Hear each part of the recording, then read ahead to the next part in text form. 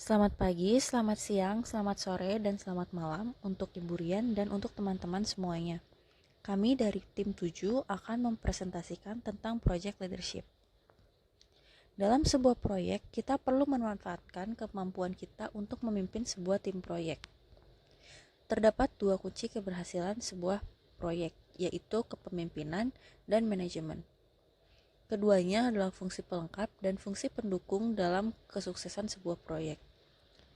Manajemen itu seperti mengatur perencanaan, pengorganisasian, pengendalian, evaluasi, pemantauan, fokus pada target di sekitar, fokus pada operasional, memecahkan masalah, dan fokus kepada sistem dan struktur. Sedangkan kepemimpinan atau leadership adalah yang memimpin sebuah tim dalam perjalanan kesuksesan proyek dengan berpusat pada visi, dan pemimpin tersebut harus memahami betul-betul visinya sehingga dapat terjadi perubahan, perkembangan, inovasi, menciptakan sesuatu yang belum pernah dilakukan dan mendapatkan hasil yang sesuai dengan visi mereka. Kepemimpinan juga membutuhkan relasi yang baik dalam anggota timnya. Selain itu, mereka juga perlu menginspirasi kepercayaan antar anggota dan fokus pada visi jangka panjang. Project manager dan project leader adalah dua hal yang berbeda.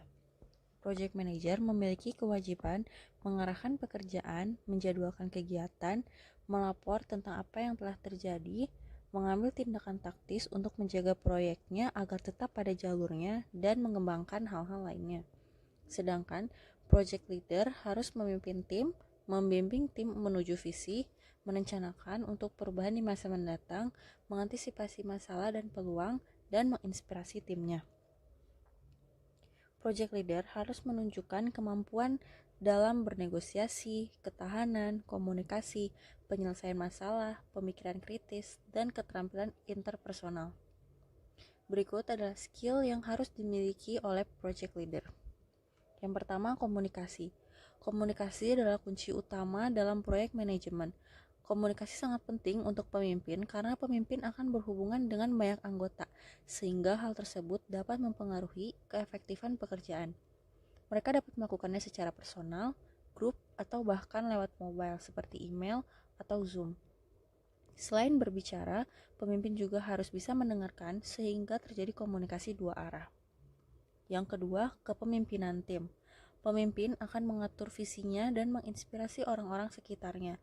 Pemimpin yang memiliki skill yang baik dapat membangun kesepakatan yang baik dalam sebuah tim. Selain itu, dapat membuat orang-orang di sekitarnya juga unggul. Yang ketiga, resolusi konflik. Pemimpin yang efektif akan tahu bagaimana cara meredakan dan memanfaatkan konflik untuk menjadi keuntungan dan menjadi solusi yang baik untuk proyek ke depannya. Konflik dapat menjadi hal yang positif bagi sebuah tim karena memungkinkan semua suara dari pandangan yang berbeda didengar. Pemimpin perlu memiliki strategi resolusi konflik untuk memastikan mereka bahwa mereka dapat mengidentifikasi dan menangani konflik secara proaktif sebelum konflik meningkat. Yang keempat, motivasi. Pemimpin memotivasi anggota timnya untuk melakukan sebuah tindakan walaupun mereka sedang tidak bersemangat. Project leader harus dapat memberikan dan mengetahui apa saja yang mereka butuhkan untuk membuat anggota tim merasa bahwa mereka dapat memberikan kontribusi yang terbaik. Yang terakhir, mencari solusi.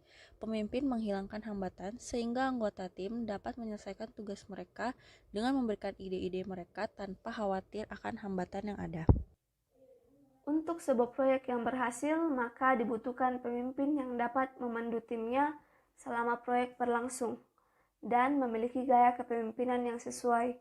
Berikut adalah 5 praktik kepemimpinan teladan dan dapat membantu arah proyek menurut James Causes dan Barry Posner. Yang pertama yaitu model the way. Model the way yaitu pemimpin yang memberi contoh. Pemimpin yang memiliki visi yang menarik sebagai kekuatan untuk menciptakan masa depan. Yang kedua yaitu inspired a shared vision, yaitu pemimpin yang memungkinkan orang lain sharing visinya karena mimpi tidak terjadi jika karena tindakan satu orang saja. Yang ketiga yaitu challenge the process. Challenge the process yaitu percaya dan tidak menyerah terhadap rintangan yang terjadi sepanjang perjalanan proyek. Yang keempat yaitu enable others to act, yaitu pemimpin yang mampu dan percaya pada anggota tim lainnya untuk bertindak. Yang kelima yaitu encourage the heart, yaitu pemimpin yang mendorong dan mensupport anggota tim lain untuk melanjutkan prosesnya. Para pemimpin proyek memiliki gaya kepemimpinan yang berbeda-beda. Berikut adalah 5 gaya kepemimpinan dari Daniel Goldman. Yang pertama, yaitu koersif. Pemimpin yang menerapkan sistem, lakukan sesuai dengan yang saya katakan. Gaya ini memiliki kekurangan karena dapat menimbulkan penurunan motivasi para anggotanya. Gaya ini juga dapat meningkatkan proyek sesaat, namun resiko jangka panjang bisa terjadi, kecuali keadaan mendesak seperti krisis atau tidak produktif. Yang kedua yaitu otoratif. Otoratif adalah pemimpin yang visioner dan antusias.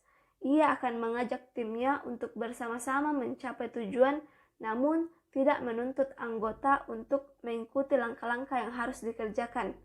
Gaya ini juga membutuhkan inisiatif dari anggota tim dalam membangun proyek.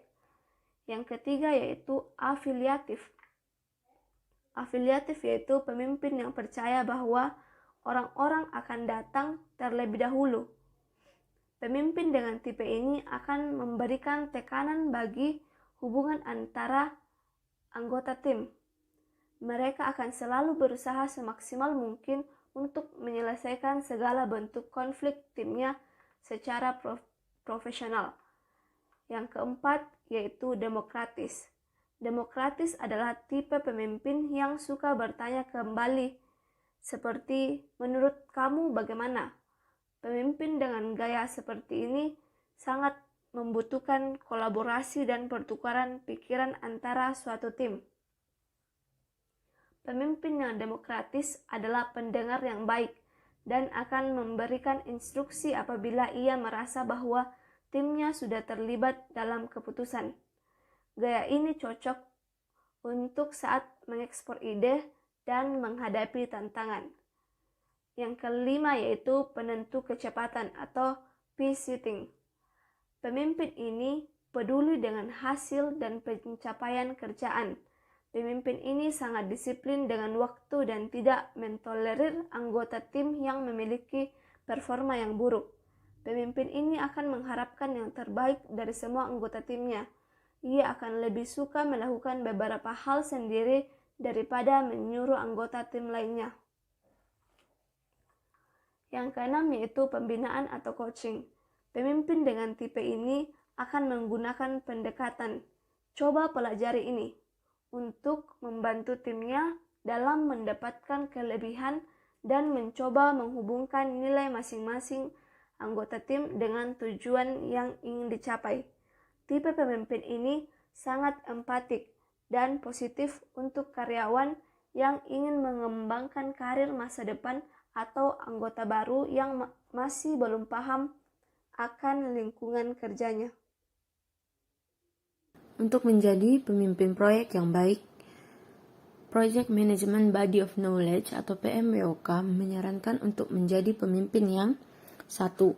Menjadi seorang visioner, membantu mendeskripsikan produk, tujuan, dan tujuan proyek, mampu memimpikan dan menerjemahkan mimpi-mimpi itu untuk orang lain.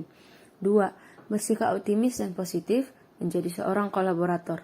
3. Mengelola hubungan dan konflik dengan membangun kepercayaan, kepuasan yang memuaskan, mencari konsensus, menyeimbangkan tujuan yang bersaing dan berlawanan. 4. Berkomunikasi menerima umpan balik dengan baik, menerima umpan balik secara konstruktif, dan bertanya dan mendengarkan. 5. Bersikap hormat, sopan, ramah, baik hati, jujur, dapat dipercaya, setia, dan beretika. 6. Menunjukkan integritas dan menjadi peka budaya, berani, pemecah masalah, dan menentukan menjadi pembelajaran seumur hidup yang berorientasi pada hasil dan tindakan. 7. Berfokus pada hal-hal penting. 8. Memiliki pandangan holistik dan sistemik dari proyek, dengan mempertimbangkan faktor-faktor internal dan eksternal secara merata. 9. Mampu menerapkan pemikiran kritis untuk mencapai keputusan, mengidentifikasi dirinya sebagai agen perubahan. 10. Mampu membangun tim yang efektif, berorientasi pada layanan, dan bersenang-senang serta berbagi humor secara efektif dengan anggota tim. Etika kepemimpinan. Dalam memimpin sebuah proyek, etika menjadi dasar para pemimpin untuk bertindak sesuai dengan norma dalam hubungan sosial untuk memandu masing-masing individu dalam kelompok. Berikut adalah ciri etika kepemimpinan. 1. Bermartabat dan penuh hormat. Pemimpin yang beretika menghormati karyawannya, mendengarkan mereka, menghargai pendapat mereka, mengakui kontribusi setiap orang, dan memperlakukan semua anggota sebagai partner penting dalam proses pengambilan keputusan untuk mencapai tujuan bersama. 2. Melayani orang lain. Pemimpin etis tidak menggunakan bawahannya sebagai kendaraan untuk mewujudkan ambisi pribadinya, melainkan menaruh kepentingan setiap anggota di atas kepentingannya, kemudian berusaha menyelaraskan dengan tujuan organisasi. 3. Berkeadilan. Adil merupakan bagian dari etika kepemimpinan yang penting. Pemimpin yang etis adalah mereka yang dapat berlaku adil dan menerapkan kesetaraan dan kesempatan yang sama bagi semua anggotanya. Perlakuan adil dan tidak diskriminatif akan mendorong kepuasan pengikut serta menciptakan lingkungan yang mendukung bagi semua orang untuk mengembangkan diri. 4. Jujur. Kejujuran adalah standar moral paling tinggi yang berlaku seluruh dunia. Hampir sebagian besar masalah dalam hubungan interpersonal bersumber pada ketidakjujuran. Namun, pemimpin etis punya integritas tinggi, dapat dipercaya dan menginspirasi pengikutnya untuk bersikap sama. 5. Membangun komunitas. Pemimpin yang etis berpikir pada penguatan tim dan organisasi dan berusaha untuk menumbuhkan kebersamaan berdasarkan nilai-nilai yang diterima seluruh anggota. Prinsipnya, tidak ada individu yang lebih penting dari sebuah tim. 6. Menggunakan moral sebagai landasan keputusan. Pemimpin beretika mengambil keputusan dengan mempertimbangkan moral dan nilai-nilai organisasi, tidak berorientasi pada keuntungan sesaat, meski sebuah pilihan tampak menjanjikan, namun jika melanggar kode etik organisasi, maka tidak akan pernah menjadi sebuah keputusan. 7. Menjadi teladan. Pemimpin beretika tidak berada di belakang, berbicara untuk memerintah pengikutnya. Mereka selalu di depan memberikan contoh perilaku yang etis dan berbasis nilai. Seorang pemimpin tidak berharap pengikutnya jujur jika tidak memulai sikap transparan pada dirinya. Seorang pemimpin dapat masuk ke dalam kategori berikut. Pertama, kepemimpinan yang tidak etis, individual moral, pemimpinan lemah. Yang kedua, kepemimpinan munafik, menggali kebaikan integritas dan perilaku etis, namun kemudian mendukung perilaku yang tidak etis dan mendorong orang lain untuk melakukan hal yang tidak baik.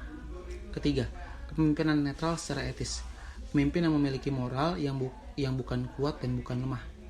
Yang keempat, kepemimpinan etis, pemimpin yang memperjelas bahwa hasil adalah hal yang terpenting, tapi jika itu dapat dicapai dengan cara yang etis. Berikutnya adalah terdapat beberapa dilema etis umum dalam proyek, yaitu yang pertama adalah sumber daya manusia. Pemimpin harus memastikan bahwa anggota tim yang memenuhi syarat direkrut dan dipertahankan. Dalam hal ini diperlukan untuk menciptakan lingkungan proyek yang merasa aman untuk situasi etika, termasuk diskriminasi, privasi, seksual, atau jenis pelecehan lainnya, serta penilaian disiplin, perekrutan, pemecatan, dan kebijakan PHK dan keputusan. Yang kedua, konflik kepentingan. Organisasi dan proyek melibatkan sejumlah hubungan di antara orang-orang. Hubungan ini bersifat profesional dan pribadi. Yang ketiga, keyakinan. Untuk memenuhi ekspektasi semua orang yang terlibat, maka dibutuhkan rasa percaya diri yang kuat dalam kerahasiaan, keamanan, atau kendali produk. Kebenaran dalam iklan dan tanggung jawab khusus yang memerlukan komitmen atau kewajiban khusus kepada klien atau pemangku kepentingan proyek lainnya. Kepercayaan dapat mengikis ketika kejujuran atau rasa hormat Anda dipertanyakan. Berikut adalah sumber daya perusahaan. Berikut adalah pendekatan perspektif yang diberikan oleh Trevino dan Nelson. Yang pertama adalah mengumpulkan fakta. Seringkali kita melompat ke sebuah simpulan tanpa memiliki fakta-fakta yang relevan. Yang kedua, definisikan masalah etika. Banyak orang bereaksi secara impulsif terhadap dilema ketika orang melompat ke kesimpulan tanpa benar-benar memahami masalah mendasar. Yang ketiga, identifikasi pemangku kepentingan yang terkena dampak. mengidentifikasi mereka yang akan terpengaruh oleh keputusan serta manfaat atau bahaya apapun yang akan menimpa mereka. Yang keempat, identifikasi konsekuensinya. Memikirkan konsekuensi potensial untuk masing-masing pemangku kepentingan. Yang kelima, identifikasi kewajiban. Identifikasi kewajiban yang Anda miliki kepada para pemangku kepentingan yang terkena dampak. Pertimbangan karakter dan integritas Anda. Yang ketujuh, pemikiran secara kreatif tentang tindakan potensial. Muncul dengan solusi potensial untuk dilema etika. Penting bahwa Anda tidak memaksakan diri Anda ke suatu sudut. Yang terakhir, 8, periksa intuisi Anda. Meskipun langkah sebelumnya cenderung mengikuti pendekatan rasional, Anda masih perlu memeriksa insting intuisi Anda. Berikut adalah referensi yang kami gunakan untuk membuat presentasi ini. Sekian presentasi materi yang dapat kami sampaikan. Terima kasih.